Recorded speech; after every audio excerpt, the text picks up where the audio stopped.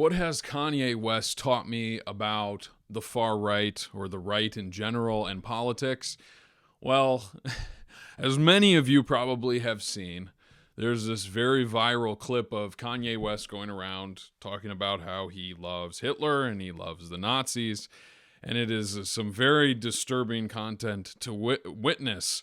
And what has come out of this is I've done some research to kind of dig into the alt-right, I guess you could say, or the far right. And what I've noticed as a feature of both the right and the left, and not just the far right, but even the more moderate right and even the more moderate left, is that what tends to happen in both sides is that there is a deity that is formed. A deity that is formed. And that deity becomes the focal point of how these people view the world, interact with the world, understand their politics.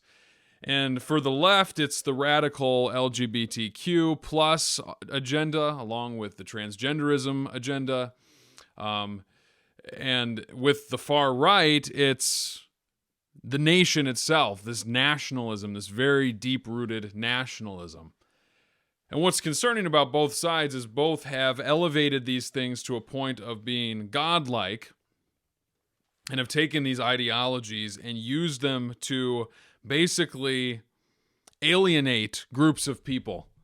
So for the left, they want to alienate all conservatives, they want to alienate Christians, they want to alienate basically anybody who says something different than what they do. And on the right, they want to alienate anybody that does not believe that the country should be put first as they see it. And the way that they see it oftentimes has to do with race and ethnicity, and they go back to the founding of the country and they say this was what worked and it was predominantly this particular group of people, and so we need to limit the amount of these other kinds of people that come into the country. And in both cases, these ideologies lead them into some pretty bigoted and heretical and hateful views. And so as I was watching Kanye, or Ye as he likes to be called now, I was disturbed not just by what he was saying, but the implications of what he was saying for both the right and the left. And the implications are that both sides equally demonize people. Both sides equally bring down the dignity and humanity of people. And both sides do so on the basis that they have called Theos something that is not. And so as I have reflected on my own politics, and this is not a very political channel. If you want that, go check out the Post Milieu down below somewhere. I've got that link to that YouTube channel where I do more political commentary. But this is not a political channel. It's a theology channel. But this pertains to theology because the way every single one of us functions in a society. We live in a society. We function in a society. And we need to determine who the theos of that society is in order to function adequately in it. And the problem is that Christians, and Kanye is supposedly a Christian, he claims Christ. Some of these other far-right guys also claim Christ.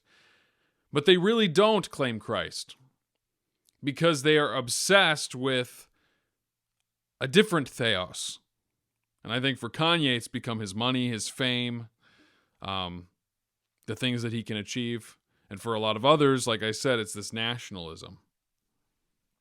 Now, here's the inherent problem with that. Somebody who goes to the extent of being a nationalist, America first, and this is what it looks like, and somebody who goes to the extent of saying this ideology first, LGBTQ, whatever it might be, they have idolized those things to the place of God, and so those things form the fabric of the society that they are seeking to function in. Now, as Christians, we have lost touch with, but we need to recover it, the idea that we as Christians are part of a society. And it's not the society that we live in physically. It's the society in which our citizenship in heaven is part of. I didn't say that sentence very well, but you get what I'm saying. The idea is that we as the church are a society of believers. We are a society, and we function as a society. We have government. We have ritual. We have buildings. We have communion. We have all these things, and more importantly, we have monarchy. And within this monarchy is Christ as our King, as our God, as our Theos. The knee bows to him. And so the answer to politics, fundamentally, is the question of who is God? Who is God? Because whoever your God is, there all your ideologies and the way in which you view the world will be formed. This is the hierarchy of the mountain structure, right? You have the cosmic mountain, and at the very top, the pinnacle, is the meeting place between heaven and earth. And you have to ask yourself, if you're climbing the mountain, you're going to the top, who is at the top of the mountain? For the left, it's these radical ideologies. For the right, it's the very nation itself and the nation's identity as they see it. But for us as Christians, at the top of that mountain is our monarch, Christ the King. And from that top point of the mountain where Christ the King sits, everything else, all the other issues of society, all the issues of immigration and LGBTQ and Black Lives Matter, all of these things, it trickles down. We know how to deal with them. We have answers. And we do so on the basis of the authority of Christ. And so I'm not concerned about my nation. I'm going to do my duty as a citizen in this country. I'm going to vote for those who I think will uphold my values. But again, I'm not voting for those who I think are going to uphold the values that I think the country was founded on. That's not going far enough. I'm going to vote for the people that I think are upholding the values of the monarch. See, this is another problem with dispensationalism. They place the coming of Christ as king in the future, and so right now we're screwed. We don't have a monarch. All we have are these corrupt leaders. And worse, some will say that the world is ruled by Satan, but it's not. Jesus has all authority. And so again, the way in which we function within the physical societies of the world is with a primary allegiance to the society of heaven and the society that we find ourselves in on earth, the church, the spiritual society.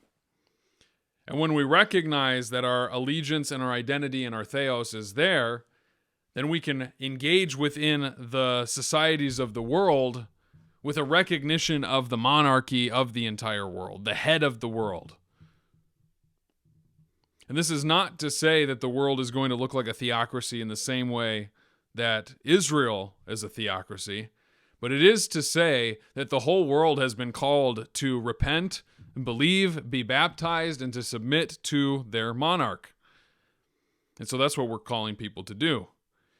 And so if you are identifying with views on the right, or you are identifying with views on the left, which you can't do as a Christian,